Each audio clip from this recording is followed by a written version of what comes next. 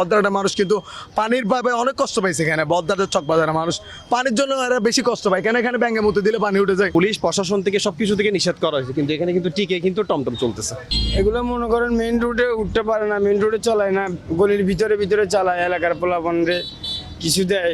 দর্শক, এই মুহূর্তে আমি অবস্থান করছি চট্টগ্রাম নগরের বহদ্দারহাট চানমিয়া সড়ক দিয়ে যে সড়কটি প্রবেশ করতে, সেই সড়কে আমি অবস্থান করছি।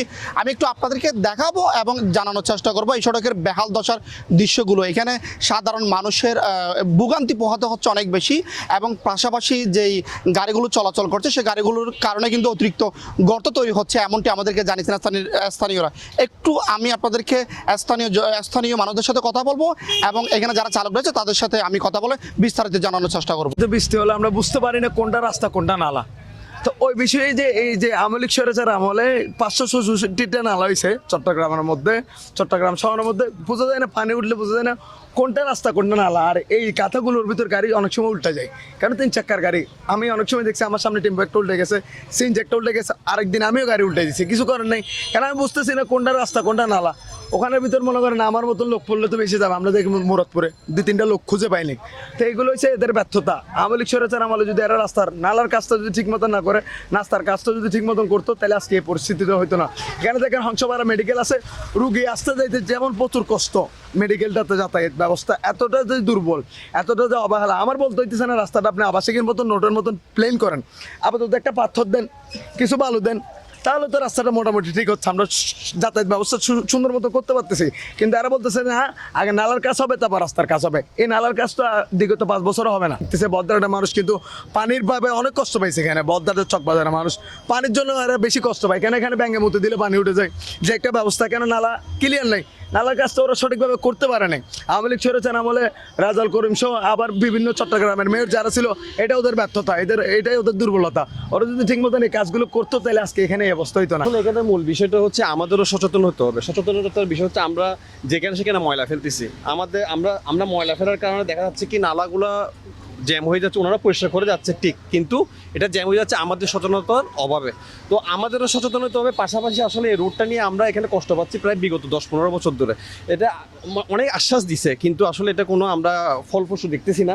আসলে এখানে দেখেন এই কাদাগুলা, এই যে এখানে একটা সিটি কর্পোরেশনের বিল্ডিং হয়েছে, ভাঙ্গার পরে এখানে প্রায় 3 তলা ছিল। এই বিল্ডিংয়ের কংক্রিটগুলো যদি এখানে দিত, রোডটা নালার কাজ চলতেছে সমস্যা নেই, কিন্তু এখানে যদি কংক্রিটগুলো দিয়ে একটু এই কংক্রিটগুলো যদি সমানভাবে দিত, তাহলে কিন্তু মানুষ হাঁটার এটলিস্ট একটা ব্যবস্থা হইতো। এখন টমটম নিয়ে কি করবো? এগুলো তো সিন্ডিকেট হয়ে গেছে। সিন্ডিকেট ছাড়া এখানে কিছুই নেই, এখানে সবকিছু সিন্ডিকেট আছে। এখন আপনি দেখেন এখানে চলতেছে ঠিক, পুলিশ প্রশাসন থেকে সবকিছু থেকে নিষেধ করা হয়েছে, কিন্তু এখানে কিন্তু টিকে কিন্তু টমটম চলতেছে। এগুলো আলাদা সিন্ডিকেট। আপনি ওই দেখেন, ওই সামনে রোডে গিয়ে দেখেন পুরাই জ্যাম। ওরা কিন্তু একটা লাইন করে একটা রু করে ওরা কিন্তু রয়ে গেছে, ওদেরকে কিন্তু এখান থেকে সরাইতে পারে না। ওইখানে ঢুকার সময় কিন্তু কি সবসময় জ্যাম থাকে ওদের কারণে। এগুলো মনে করেন মেইন রোডে উঠতে পারে না, মেইন রোডে চলায় না, গলির ভিতরে চালায়, এলাকার পোলাপনরে কিছু দেয় দিয়া। আর এটার ইনকাম 600 টাকা। আমরা সারাদিন 3-4 টিপ চালাই, সিরিয়াল দিয়ে বসে 3-4 টিপ চালাই, 600 টাকা ইনকাম দিই, 200 টাকা পোলাপনরে দিই।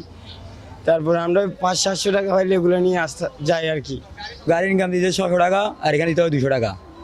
আমরা সারাক্ষণ গাড়ি চলে 3-4 টিপ। আর আমাদের গ্যাস আছে, মানে অনেক সময় 300 টাকা নিয়ে অনেক সময় ভর নিয়ে চলে যাবে বাসায়।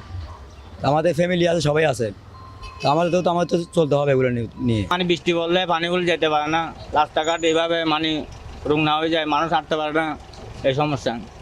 এখন একটু যদি বলতেন, যে আপনারা গাড়ি চালাচ্ছেন, অনেক গাড়ি কিন্তু এখানে লাইসেন্সবিহীন গাড়ি আছে, অনেকগুলো গাড়ি আসলে তারা কিভাবে চালাচ্ছে এবং গর্ত হওয়ার কারণটা কি, এবং গাড়ি চালানো করে কেউ অনুমতি দিচ্ছে কিনা, বা এখান থেকে কেউ চাঁদা নেয় কিনা, এটি সম্পর্কে যদি বিস্তারিত বলতেন। আচ্ছা ভাই, আমার টাইম নেই এখন, সিরিয়ালে আরেকটা আসে ওনার সাথে কথা বলবো। যে জায়গায় অবস্থান করছি এটি হচ্ছে চানমিয়া সড়ক। একটু যদি আমি আপনাদেরকে দেখাই, এখানে মানুষরা যারা হাঁটা চলা করবে অল্প বৃষ্টিতেই কিন্তু এই জায়গায় প্রায় 1.5 থেকে 2 কিলোমিটার জায়গা, অর্থাৎ চট্টগ্রাম বহদ্দারহাট কাঁচা বাজার দিয়ে যে সড়কটি প্রবেশ করেছে সেই সড়কের পাশ দিয়ে কিন্তু আমি অবস্থান করছি। একটু আপনাদেরকে দেখানোর চেষ্টা করছি, এটা কিন্তু কোনো বিল না যেখানে মানুষ ক্ষেত বা অর্থাৎ ফসলি জমির মতো দেখা যাচ্ছে। এখানে আমরা সাধারণ মানুষদের তাদের সাথে কথা বলেছি, তারা আমাদেরকে যেমনটি জানিয়েছেন যদি সরকারের পাশাপাশি সাধারণ মানুষও তাদের ময়লা আবর্জনাগুলো নির্দিষ্ট স্থানে যদি ফেলানো হয় তাহলে কিছুটা পানি অর্থাৎ যে নালা নর্দমা দিয়ে পানিগুলো সরাসরি নির্দিষ্ট স্থানে চলে যাবে, এমনটি কিন্তু আমাদেরকে জানিয়েছেন। সেজন্য সরকারের পাশাপাশি সাধারণ মানুষের কিন্তু সচেতন হতে হবে। একজন বাইক চালকের সাথে একজন কথা বলার চেষ্টা করতে, আসলে এই রাস্তাতে চলাচলের সময় বিশেষ করে বৃষ্টিপাতের সময় আপনাদের কী কী সমস্যা হয়? বৃষ্টিপাতের সময় তো আমরা বাচ্চা কাচ্চাদেরকে স্কুলে নেওয়া আনা করার সময় তো অনেক কষ্ট হয়। অনেক সময় আমরা বাইক অ্যাক্সিডেন্টও করেছি কয়েকবার। বৃষ্টি পড়লে এখানে হাঁটার অবস্থা থাকে না, গাড়ি চলা তো দূরে থাক, হাঁটার অবস্থা পর্যন্ত থাকে না। দীর্ঘদিন ধরে আমরা এই ভোগান্তিতে আসছি। আজকে প্রায় আমরা এখানে নিউটানগা বাসীকে বসবাস করতেছি 12-13 বছর ধরে। এই পর্যন্ত আমরা দেখতেছি এই রোডটার এই অবস্থা। কি করলে এর থেকে সমাধান পাওয়া যাবে বলে মনে করেন? এটা তো আসলে সংশ্লিষ্ট কর্তৃপক্ষের ব্যাপার। এরা তো আমরা অনেকবার ওনাদের সাথে যোগাযোগও করেছি এবং আমাদেরকে বিভিন্ন আশ্বাসও দিয়েছে। মেয়র মহোদয় এসেছিলেন, আমাদের আবাসিকের এক প্রোগ্রামে এসেছিলেন, মেয়র মহোদয় বলছিলেন আমাদেরকে এটা সমাধান করে দিবেন। তো এখনো পর্যন্ত তো আসলে কোনো দৃশ্যমান কোনো উদ্যোগ নেওয়া হয়নি।